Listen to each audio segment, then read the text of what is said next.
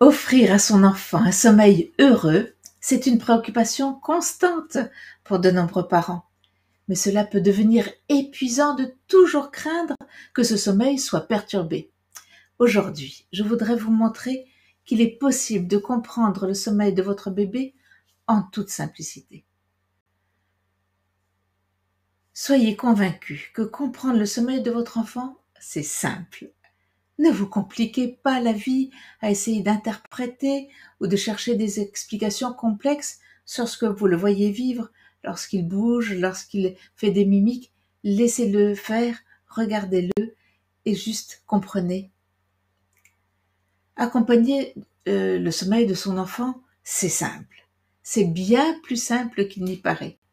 Il suffit de le regarder attentivement au fil des semaines, de remarquer ses moments d'éveil, ces moments où il exprime de la faim, les moments où il se repose et son rythme jour-nuit. Avec le temps, vous verrez, votre bébé va développer des nuits complètes et adopter un horaire de repos équilibré. Comprendre le sommeil de votre enfant fait partie du bonheur de vivre avec lui.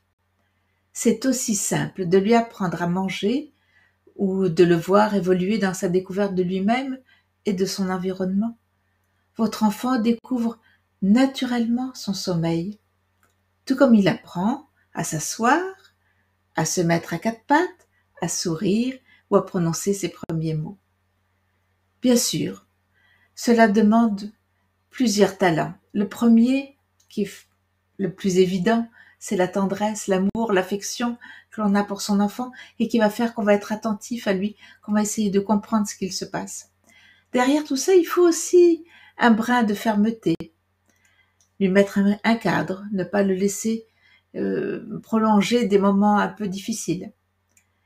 Il faut pour ça aussi être disponible, avoir une disponibilité spécifique à certains moments, notamment lorsqu'il va chercher son sommeil, et là, être prêt à ce moment-là à le coucher pour qu'il puisse s'endormir tout seul. Tout ça, forcément, génère un peu d'angoisse, bien de l'inquiétude, mais grâce à votre bon sens, vous aiguisez, et bien sûr aussi un autre sens qui est fondamental, qui est l'humour, vous saurez trouver ce qui est nécessaire pour lui. Alors il faut parfois éviter les erreurs, trouver des compromis entre les besoins de votre enfant et puis votre rythme à vous, les exigences de la vie quotidienne, les horaires de travail, les modes de garde, les voyages inévitables pour faire les courses, pour aller à l'école, à son travail, l'entrée à l'école, le bruit de la rue ou le partage de la chambre avec d'autres enfants. Mais vous trouverez tout doucement des tas de solutions. Certains parents peuvent être vraiment particulièrement plus angoissés que les autres. Les enfants, malheureusement, le ressentent.